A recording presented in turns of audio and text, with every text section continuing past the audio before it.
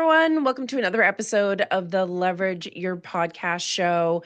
And of course, for podcasters, whether you're a guest or a host, I hope you are leveraging the show and repurposing it and putting it out on social. So today we're going to be talking about social media, but in a slightly different context. And that is being able to use social media for selling. So I have with me today Louise McDonald, who is a social media strategist, coach, and author. And I'm excited to have you chat with us today, Louise. I'm excited to be here. Thanks so much for having me on the show. You bet. So let's start with kind of like our mindset, our view on social media, because I know a lot of people will, put content out there and then, oh my God, why didn't I get sales? And why didn't I get 100 leads this week? And I just find like the expectations that people have about social media are all over the map. So, what should our expectations be when it comes to social? Yeah, you're completely right, Lindsay. I think it's really important to have realistic expectations when it comes to social media because a lot of the time people what they do is they get very excited and they decide this is it. I'm going to take over the world. I'm going to go viral. I'm going to go on to social media. And then they create content and it's not going viral and it's not getting the results that they hear about in the media or that the people are talking about. Like when you hear about social media, the influencers with their hundreds of thousands or millions of leads, and so people think that that's what they need to be doing, and then they show up on social media, that doesn't happen, and then they get disappointed, and then they stop. And that stop start approach, is really what doesn't work. And so I say to people, what's really important about your expectations is to realize that even if you're reaching a few hundred people or a few thousand people consistently, and if they're the right people, and if your message is strong, if it's really persuasive and it's really, it's leading people towards your offer, well, then you can absolutely shine on social media and make lots of money from social media without ever having gone viral or had hundreds of thousands or millions of followers or views. It's so great to hear because it is hard. You kind of get this comparison-itis, if you will, and you look at some people and you're like, oh, I'm not like them. I don't have 1,000 followers or whatever. But like you said, it's like I think just like remove the numbers and just be consistent. That is my favorite word, is consistent. And for me, it's like I think if you are guesting on shows or you're having a guest on your show, if you are consistent with your social media, you're looking like the authority. You have that credibility alone by showcasing that, you're more likely to get booked. Where if you, like you said, if you start and stop, I don't know, it doesn't give the best impression. Oh, this is absolutely so true. Yeah, so when it comes to social media, here's another thing, Lindsay, that people don't talk about, right? And I'm gonna shine a light on it. I speak at events all the time. I come across people with 200,000 followers or 60,000 followers, and they will quietly approach me, on a one-to-one and say, "Yeah, but I don't know how to make money from it."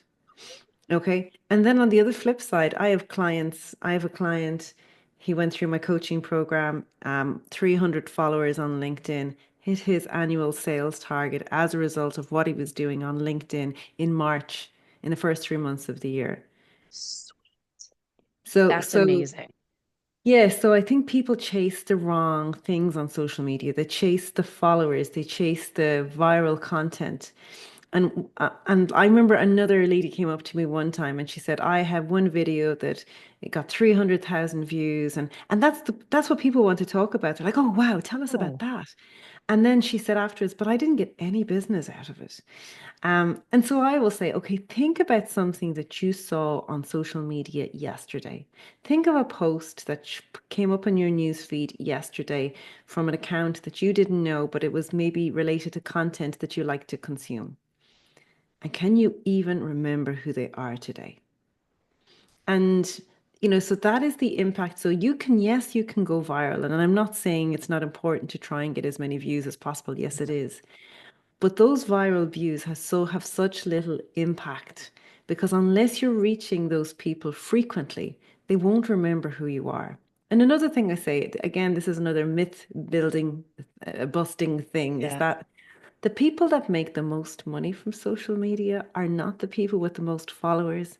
They're the people with the largest email lists. Oh, So they're the interesting. people who use social media to drive sales and leads through a funnel, which includes email marketing. The people with the, I'm generalizing, so Yeah. Yeah. somebody may argue the point, but in general, the people making the most money are the people with the most um, people on their email list. Interesting. That's so good to hear. Now, I want to ask one question before we dive into the sales aspect of it, because social media is changing all the time. There's like trends, a new app, a new feature, like it's enough to make your head spin. How much should we be following those trends and trying to like jump on those bandwagons? Honestly, like I will say, plus ça change, plus c'est la même chose. Okay, so if you see your social media as a channel, if you see it as a route to reach your customer, just see like each social media platform is a route to reach your ideal customer.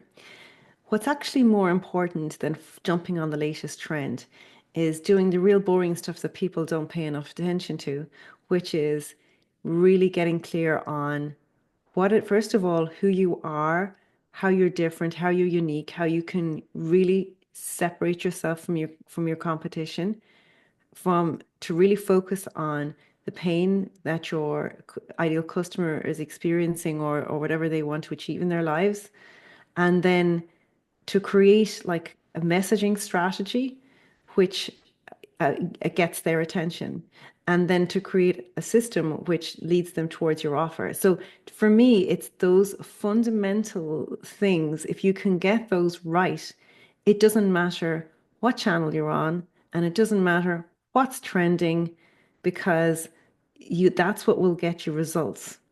So I wrote my first book, Facebook Marketing, The Essential Guide, back in 2017. And the information in that book, like, okay, oh, all the stuff about Facebook and where you click and what you do and all of that, that's irrelevant. But for the most part, the information in that book is still relevant. Like 90% of it's still relevant because it's all about strategy. And people still buy that book and I'm like, oh my goodness, that book is so out of date. But it's not, because Yeah. the basic things that you need to do right in order to get results, they don't change. And I think, sometimes people say to me, but like, what platform are you into? Or is it Facebook? Is it LinkedIn? And I'm like, I really don't care about platforms. Like, I'm a social media expert, but I'm platform agnostic, because for me, it's about where do I hang out, where my potential clients are. So like for me, my potential clients are mostly on LinkedIn, Yeah. Facebook and Instagram. But I have clients whose potential clients are on TikTok, so I help them with TikTok. I have clients whose potential clients are on Instagram, so I help them on Instagram. I have lots of clients who need to use LinkedIn, and I show them how to use LinkedIn. But it's always with that underlying basic getting the strategy right, because after that, the rest of it is all clicking and pointing. I love all of what you're saying. And I think it takes a lot of the stress off. It's like it can be so stressful to think, oh my God, I'm not doing the stupid little highlights on Instagram. Like, whatever it is. It just feels exhausting and you can't do it all. So I love that you're helping the audience see how to simplify it. And don't like I notice how you keep talking about messaging. Um, and that is absolutely key. So whether you have again 1,000 people following you or 300 people following you, you mention social sales funnel. And I know that can mean a lot of different things to different people. To me, I always think of like many chats and those funnels. So, what do you say that means? Yeah, so this is a term that I actually, my term I use myself, I call it a customized social sales funnel. And the reason that it's called a customized social sales funnel is number one, it's customized because what's going to work for you is not necessarily what's going to work for me or work for any. So it's not a plug and play, one size fits all. Because depending on where you're starting from, what level of brand awareness you have, your reputation in the market, the audience size, you're going to use a different tactic. Okay, so that's why it's customized. Social because it takes place on social media. Because in my experience, like I am training people on how to use social media for a long, long time. Okay. I have an agency, so we do the work ourselves and we see what works and what doesn't work. And I have been training and coaching people for years and years and years. So the reason that I say social is because it takes place on social media, but like most people on social media have the most common problem I come across is people telling me that I'm putting time and effort in, but it's not getting me anywhere. So, and then there is this school of thought that I have heard people say, well, social media is just about awareness. You're not really supposed to sell in it. I'm like, that's not true. That's rubbish. Okay. So social because it takes place on social media, sales because it is all about generating sales. So a customized social sales funnel and funnel because it is a system. It is an intentional system that you create, which is going to move people from being a follower into being a prospect, into being a customer. Now, for me, my system doesn't involve DMs and many chats and all that. And that's just not me. That's not what I teach. It's not what I'm about. So my system is how you show up on message, and then how you create that funnel that's linked to your social media, so that when you want to drive sales and leads, that's you have this funnel that you have there, and that's it. That's the reason for its existence. I love that. Whenever you have a system, you can actually be consistent and you're so used to doing it. When you don't have a system, it's like it's completely ad hoc. And Lord knows I've been there. Whenever I put time into LinkedIn, I actually get it back. And then, like, some weeks, it's life, it implodes, and then you're not on social, and then you hear crickets. So to hear that there's a system that makes it easier is amazing. Yeah, exactly. So, and whether that system ends up being an evergreen system that runs all the time, or whether it involves like doing live events or live launches a few times a year, I think you hit the nail on the head there, is that if you're sitting down at the beginning of the year and you don't know when you're doing your live launches or what's going on at every stage of every month throughout the year, then you're already behind. So I was on a call today. I was on a mastermind with a few different businesses. And like I was like, no, I know exactly, like I knew exactly what I was doing for the year by about like the last quarter of last year. And it's just rolling out. I just have that in place. And I have my evergreen and I have my live. And they're sitting there going, oh, I don't know what I'm doing yet this year. And I'm like, well, so it also makes, as you said, once you know what you're doing, it makes it a lot easier to go do Oh, it. heck yes. And Hmm. you're not being reactive and then scrambling at the last minute. That is the worst. I know, and like if you're a service-based professional, as we both are, like we're both selling services at a professional level, um, that what you need is consistency, not only in your social media, but also in your income. You Yeah. need to, that there's like there's times of the year that you put the effort in, and then this time, and that's what brings the business in. And so that you're not panicking when you're on the beach having your cocktails, wondering about, is it okay for me to take time off? That you know that your business will, generate revenue for you all year round. Yeah. 100%. So how important is, like, you have a social sales funnel, but some entrepreneurs, they have a service, but they don't necessarily have like an ascension ladder, or they don't have a ton of lead magnets. What do we at least need to have in our business as a foundation to set the system up? So you need to, well, first thing I say to people is, and believe it or not, this is a really important question, and it's a really obvious question, but people sometimes will struggle to answer it. And I'm like, what do you want to sell? Yeah. And they're like, oh, like what? Are you selling a one-to-one? Are you selling a group? Are you selling, a program? Are you selling a coach? Like, is it a training course? Are you selling, what are you selling? Because if you need that absolute clarity to know what it is you're driving everything towards. So having a real clear idea of what it is that you're selling, and even at people at like executive senior level, like just because if you're going to create a funnel to drive people towards this, and if you sell more than one thing, that's fine. Just Yeah. decide what you're building this funnel for, and the Mm. funnel can't it can't find leads for all your services. It just will find for one. Okay. I will say that one of the real benefits of creating this, if you create a funnel for your main service or the service that you're most likely to sell on social media, it will still generate sales for your other services because other people will see that and they'll go, I don't want that, but have you got this instead? That always happens. That So, is such a great point because a lot of entrepreneurs feel like they have to put everything out all the time, and then it just gets confusing for people and stressful. Versus like having that focus is yeah. it just makes sense. So start off, be very focused on where you want to, on what, like what it is that you want to sell. And then from there, like you get clear on your messaging. Like it's possibly the messaging is where people fall down the most. Their messaging, they come to me and they say, Louise, I just want you to build my funnel, and I'm like, well, I'm not going to build anything till we really improve your messaging, because I don't want to build or set up ads or set up any something for you that it's not going to convert when because you're going to say the ads don't work.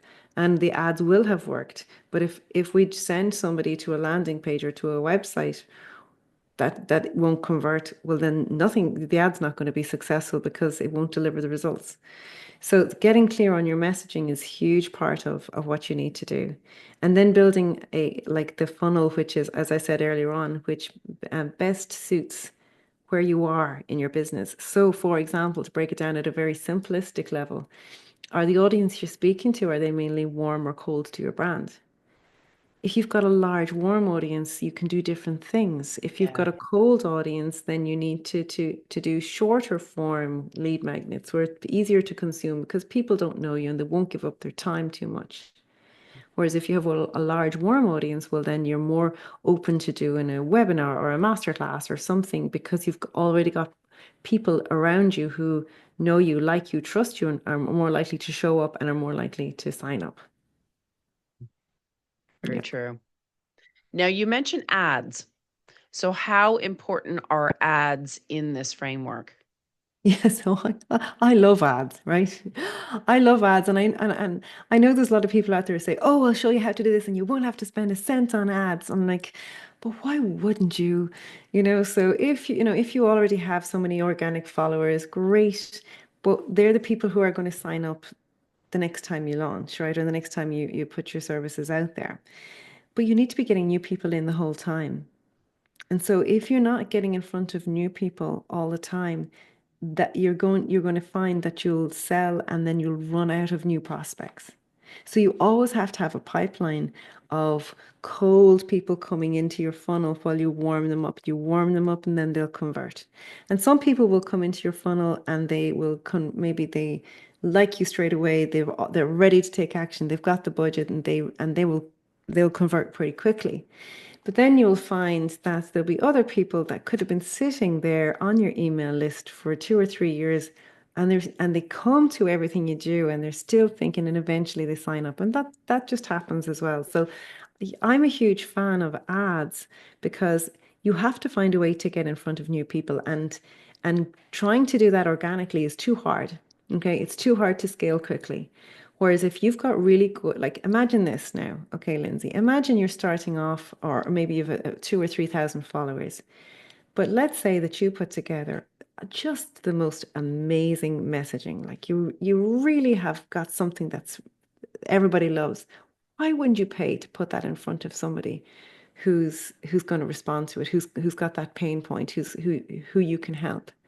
Because it doesn't matter if it's organic or paid. Most people don't know the difference or can't tell if what they're No, seeing is from an ad or if the algorithm's serving it to them. They don't care. They don't care. They don't care. They only care about themselves. And they only care that if you put something in front of them which is truly compelling, they will respond to it. So why wouldn't you? that is a great point, Louise. And And the great thing about ads on social media is that you can track. yeah, You can put in, I spent $1,000 or $2,000. I got X amount of leads. I converted Y amount of leads. That meant I made this much from that much expenditure. You got to, another thing that people don't do, which drives me a bit crazy as well, is like you can talk to somebody who is a coach and they've just spent thousands of dollars getting this international accreditation. And I said to a coach recently, I said, your ad spend or your spend on marketing is as important as acquiring that international recognized qualification. Because what is the point in having the qualification if you can't afford to tell anybody about it? so true. So you have to spend money. You have to spend money. Yeah. You just make to make sure that you get a return. Yeah. And at least with Facebook ads and what have you, you can track and test but yeah, it's an investment. And Lord knows that email lists, there's natural attrition at a rapid rate. And then there's the percentage of people that are engaged and not engaged. So yeah, you always want fresh blood coming in, as they say. Exactly. Now, you said messaging. Obviously, that's come up a few times in our conversation.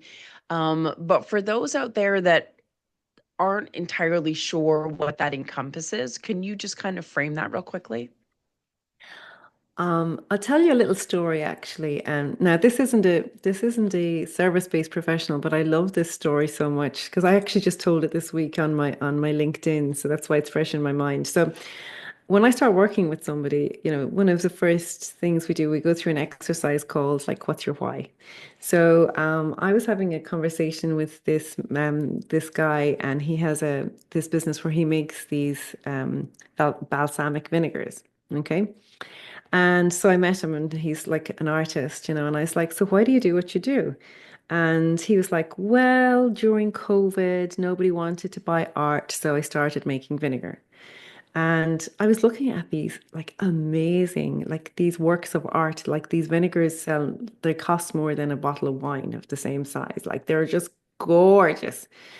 And I was like, no, no, I don't accept. No, there has to be more. No, there has to be more. Like, but why balsamic vinegar? And why? I don't. So I kept pushing him and kept pushing him.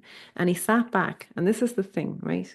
People sometimes forget the important stuff because it's so far Yes. long ago they forget. And he went, well, actually, he said, so I'm from Ireland, right? And he goes, well, one of my grandmothers, she's from Provence in France, and she taught me how to make balsamic vinegar using the traditional methods from Provence and Ooh, France. So already I was going, holy moly, this is amazing.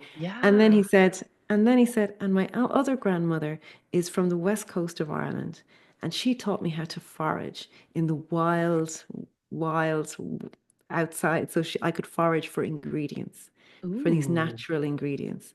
And so he said, and both of my grandmothers had this huge love for nature. And so again, he said about his business was like this marriage of these two grandmothers, right? So we took that. I was like the happiest person in the world. Is like, oh my yes. goodness, that is like, So we created a video for him based on that, like his story. And when you watch the video, and every time I watch the video, I can nearly feel the emotion that comes Yeah. from the video. So, as I say, like if somebody said, well, when he said at the beginning, well, I make the vinegar because I couldn't sell my art during COVID.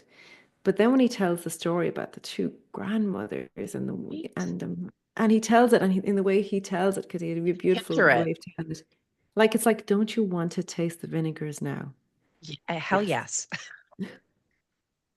Yeah. That's a And great story. that's the difference with, so if you're messaging, if you can go deep and people all have a story, and people in general have forgotten the story. So I sit down and I will really challenge somebody. I'm like, no, there has to be more to it than that. There has to be more to it than that. And you have to go deep. Like if you think of it like a plant, right?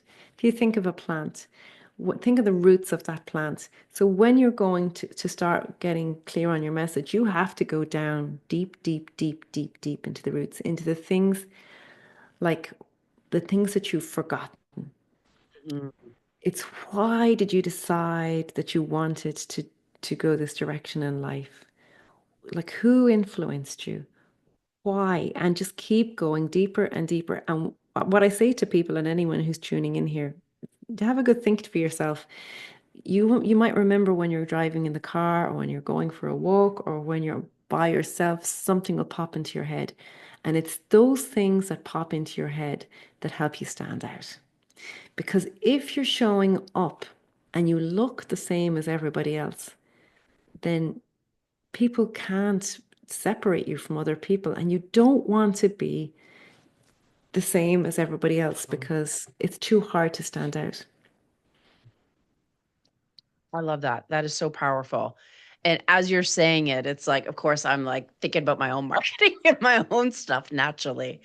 And yeah, I think just it compels you to other people. I know when I see videos on social or a post that is more vulnerable or talking about their story and like the layers below the layers, it's like it naturally captivates you and pulls you in. So, but it feels so hard sometimes to do that. So I'm glad you do that with your clients and pull it out of them. And in this world where like AI has, we've started to use AI more and more. And incidentally, I love AI. And actually, all my coaching programs, we use AI at every step. But we use AI at every step to get things done 10 times faster, but only with the human at the center of it, because the human is what's unique and their story is unique. And we can never lose sight of that. So we use the human to get the results faster and better, but we don't let the AI drive. We drive. Yes, agreed. Love it. So I'm so glad we had this conversation today, and because I want more people to succeed and get more leads and get more clients from social instead of being disappointed and giving up. Now I know you have a master class coming up, so I would love to invite the audience to partake in that and understand your framework and your systems so that they can glean results from your strategies. So, yeah, tell me about your master class.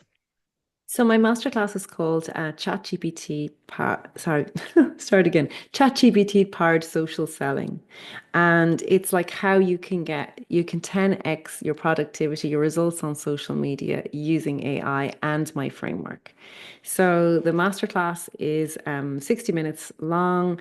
And if people want to go and register, it's taking place on the September the 24th and it is at 8 p.m. GMT, which is Irish time. So let me just find out what that is I presume you're editing this. You're 5 hours ahead? So hang on, 4 hours? I have the time here. So it is 3 p.m. ET. So 3 p.m. ET and 8 p.m. BST, which is Dublin time, 3 p.m. New York time on the 24th of September. And if anybody wants to register, it's sellonsocialmedia.academy/ ChatGPT powered social selling. That's quite long. So check me out on social media. I'll have the link there at the time. You'll find me under Louise McDonald. And I'll obviously have that in the show notes, and we'll share it with my audience. And I'll have to partake in it as well, Louise, to get more of your tips and your strategies. This has been so good. I appreciate you taking the time to join us. Not at all. It's my pleasure. Thank you so much. All right, folks. I know you've gotten a ton of gold out of this episode, and I look forward to seeing you next week on the Leverage Your Podcast show.